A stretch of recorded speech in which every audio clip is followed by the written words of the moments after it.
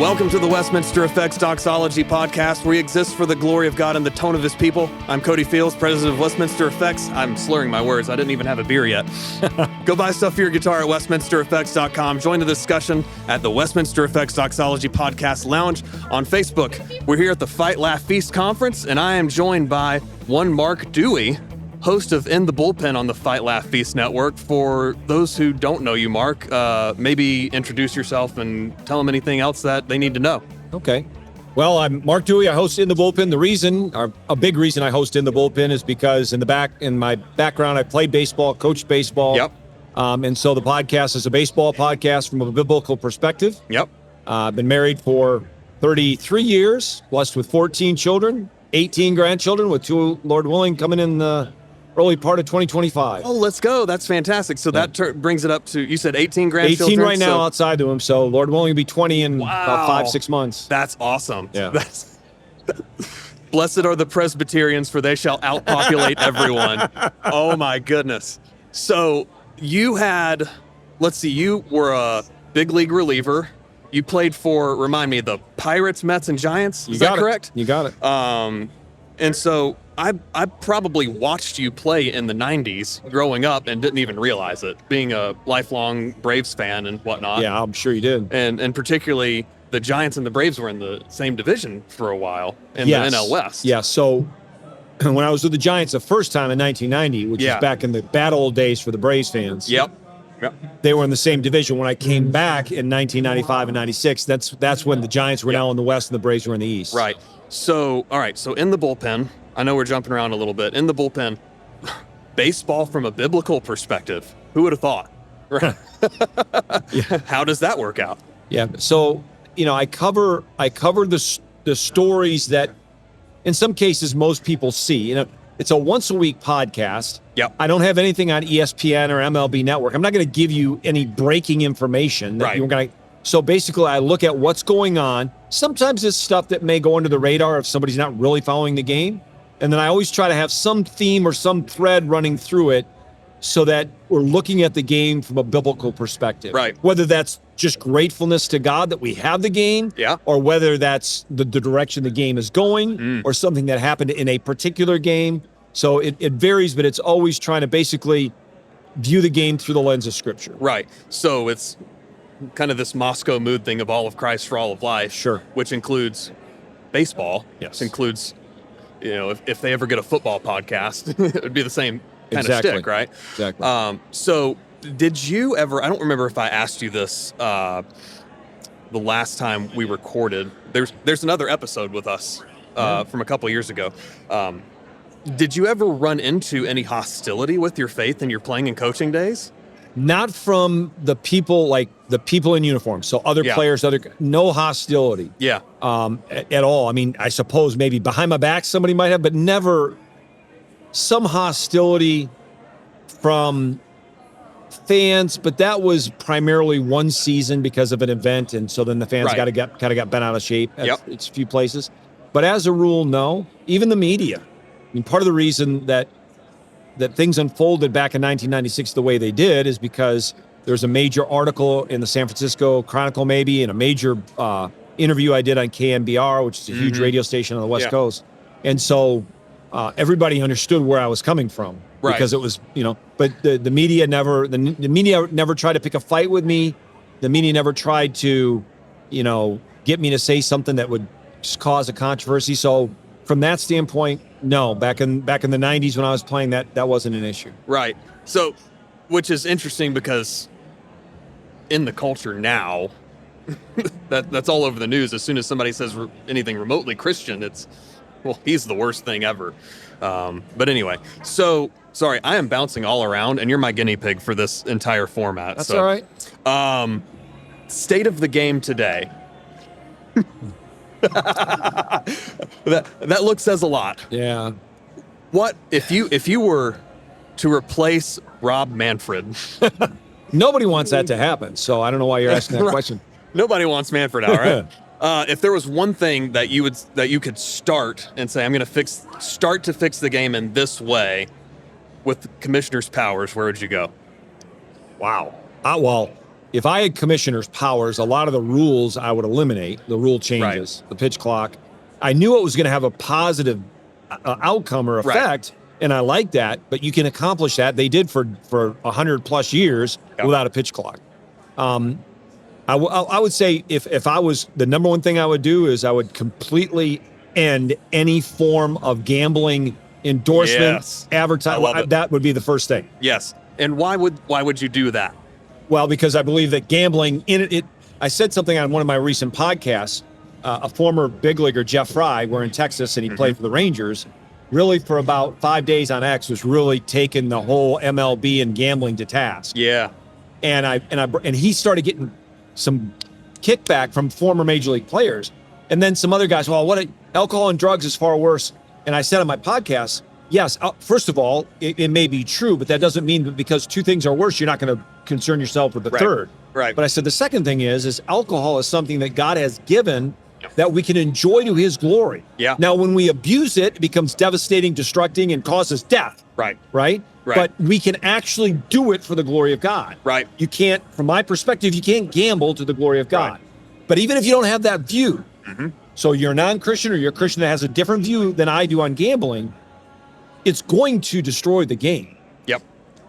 It just is. It's inevitable. The legalization of sports betting, like basically as soon as it happened, you had, one of the coaches for the University of Alabama was implicated in something. It was a college coach. It was I don't think it was the University of Alabama, but there was a college coach. But there was that college coach where it was practically immediately implicated in betting on his own team.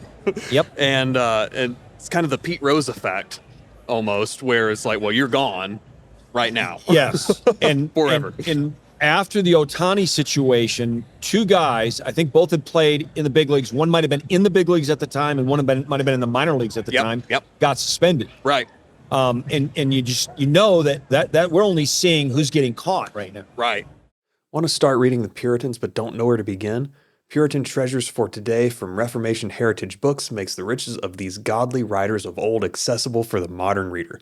With updated language and helpful introductions, these classic works from John Owen, Jeremiah Burroughs, and more are the perfect starting point for the curious reader. Learn more about the Puritan Treasures for Today at heritagebooks.org/Puritan Treasures and use coupon code WE Doxology at checkout and save 10% off your order. That's heritagebooks.org/Puritan Treasures, coupon code WE Doxology, all one word. If I'm a big league player, especially now the minimum wage is high enough that it's going to be harder to entice me. Right. But if I'm that guy bouncing back and forth between AAA and the big leagues, I'm not making minimum salary because I'm not up there the whole year. Right. And now all of a sudden somebody goes, you don't know where your career's going. Yep. Maybe you'll be a big league player. Maybe this is it. Here's what we can do. Umpires, scorekeepers, if it's to rule a hit or an error, there could be an over-under line on that. Yeah. Strikeouts, over-under, there's going to be 7 strikeouts in this game, and the umpire says, the game's 7-1, it doesn't matter. Right. I mean, I hope nobody's doing that now. I hope nobody ever does do that, but I think they will. And the other thing is if you're watching and you see things that you're going, what's that all about? In my opinion, you're going to go, is it all about gambling? Right. Is something going on here? That basic principle of you get more of what you incentivize, less of what you disincentivize. And when you incentivize dishonesty in that realm, you're going to get it at some point. So in that gambling realm, I brought up Pete Rose a second ago. So should Pete Rose be in the Hall of Fame then? I waffle a little bit. So I have always said that Pete Rose got what he deserved and what every player knows they would get if they did what he did. Right. Every clubhouse from the day I walked into the lowest level of minor league baseball, my whole life, 2, probably 3x5 signs in every clubhouse. One was "Do not assault the umpires," and the other was gambling on the game. What's the fun in that if I can't assault the umpires? I'm just kidding. And so in that sense, he deserved what he had coming. The way he handled it, he probably deserved it even more. But I figured even before he died, he served his time. Right. He gambled as a manager. He's not going in as a manager. He served his time. Now that he's dead, a lifetime ban ought to end, but it hasn't ended for Shoeless Joe Jackson. He's been dead 100 years. I'm a big Shoeless Joe advocate. I'm totally biased because I'm from Greenville, South Carolina. So is Shoeless Joe. Shoeless Joe's buried like 20 minutes away from my house. Wow. And so it's like, Like I was even hoping when we got the Greenville Drive, I was hoping they would name it the Greenville Joes, and of course that was never going to happen, right? Because of the gambling association. But he served the lifetime ban, put the guy in. That would make sense. Yes. And with Shoeless Joe, I mean, with Pete Rose, it's the evidence is Shoe-in, yeah. Open and shut case. Yeah. Shoeless Joe's a whole nother conversation. Right. Yeah. We won't go there. We don't really have time to crack open baseball reference right now. If only. So other states of the game things. I know you're a big advocate against bat flips, screaming into dugouts, stuff like that. Me being a millennial, maybe it's simply because I grew up seeing more of it. From my perspective, it started more with Ken Griffey Jr., backwards hat. He would admire his home runs a little bit more than most people. And it seemed like he was a little edgy, but kind of got a pass sometimes because he was cool. I don't know. But is there a balance to be struck there? Yes, and it's not easy to determine where it is. Right. I'll admit that because, I mean, I played with a guy, Barry Bonds, who would have been extravagant in my day, Right. and now he would be boring. Right. As far as his antics. Yeah. And I remember I don't know if it was his mom's side or his dad's side, but one of his grandmas didn't like it. It's like, you're just showboating too much, you're hot dogging too much, you need to knock this stuff off. Well, now that'd be just, right? And it's hard to draw the line on what. The issue for me is respect the game, respect your team, respect the other team. And I believe there's an objective level or an objective standard for respect and professionalism. Now, determining where that line is not as easy. Right. But now nobody really even cares. There's no, it isn't, I'm doing this and I don't think I'm crossing the line of respect or being unprofessional. I'm just going to do it because I want to. The big thing when I coached, and my favorite times was when I was the bench coach, keeping stats, specializing with catchers. One, because I didn't have to deal with parents, and two, I didn't have to deal with umpires. But two of the hardest things of coaching right there. Exactly. So I got to hang out with catchers who are the smartest guys on the field, obviously. But our big thing was stay on us, like stay in your team with any kind of chatter, any kind of anything, like don't direct it toward them. And so like when the NCAA first started really going hard on, as soon as you turn, like if a pitcher strikes a guy out and looks at the other dugout, screams at them, all right, he's gone. I've started to warm up to that a little bit because it's like, stay on your team. Like, why do we have to yell at those other guys unless there's a really good reason to? Right. Sometimes there is. If I need to throw high and tight, then fine, because that's retaliatory, and we can get into that another time. Yeah. But I'm warming up more to your position. We'll put it that way. Well, good. Is that a good thing? That is a good thing. We need to talk more often. Right. Yeah. Because watching the Braves this year was frustrating enough as it was. With the injuries and then the offensive fall off. But then you got guys like Orlando Arcia who hit like 213, batting ninth, and then he's pimping a home run. You're hitting 213, you're hitting ninth. Like, what are we doing, dude? But you turn around, you have Matt Olson hit a bomb, and he just doesn't do anything. He just acts like he's done it before. Yes. So it's like, dang it, Mark. Yeah. I mean, again, you say, well, when I played, but I know this. When I was playing Major League Baseball, if a guy was hitting 213, he was not going to do anything to draw attention to himself. Right. Because then he might be sent to the minor leagues. He's hitting 213. So we had a conversation on the way over here about the top of the fifth inning in Game 5 of the World Series. So you didn't have a dog in the fight between the Dodgers and Yankees. Me being a lifelong Braves fan, that was tough for me because we've had this rivalry with the Dodgers. The Yankees beat us in the World Series a couple times in the 90s, so I have to be bitter about that years later. And then the Dodgers stole Freddie Freeman from us. It hurts. It hurts deep. I would imagine. But, seeing him perform so well was a lot of fun. Yeah. But the top of that fifth inning, you had Aaron Judge drop an easy fly ball. You had Volpe, Anthony Volpe, try and get a guy at third with terrible base running. He should have been out. And then you had that dribbler to Rizzo that Garrett Cole didn't cover at first base. Like, that's basic PFP stuff that you cover in spring training every single year.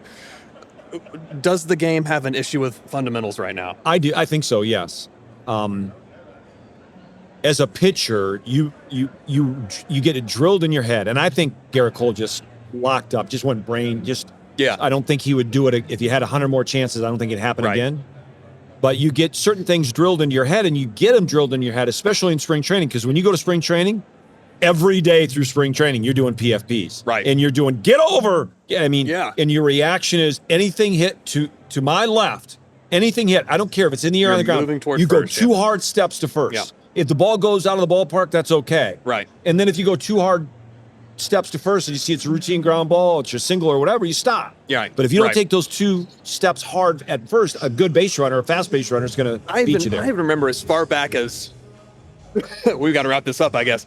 I remember as far back as middle school, being a catcher, like the coach would drill in while we're hitting ground balls to the infield. All right, when I hit it to first base, yell, get over. Yep. Like as far back as that, and Garrett Cole is kicking himself over that still right now. It's 5-0. That inning ends. They're up 5-0. It starts 5-5, and then now they're going home for the winner. Right. So we need more fundamentals. We need more respect. Ultimately, we need more Jesus in the game. You're not likely to get back to the fundamentals and respect because those were the byproduct of a culture that had more Jesus in it, even if they weren't Christian. Yep. And we've lost Jesus to a great extent. We're not going to turn things back around without Jesus. Man, all right. Where can people find you for more of this? Well, the podcast, my last one for this year, is going to drop on Monday, November 4th, because the season is over. But In The Bullpen, it's on the Fight Laugh Feast Network, Apple, I don't know where else. Yep. And then I have at In The Bullpen FLF on X, which is what I do most of my social media stuff on. Fantastic. Go listen to In The Bullpen. You'll enjoy it, even if you don't like baseball. But that's conversation for another day. It is. Mark, thanks for coming on. Thank you, Cody. I appreciate it. Go love God, love your neighbor, make some music. We'll see you next time.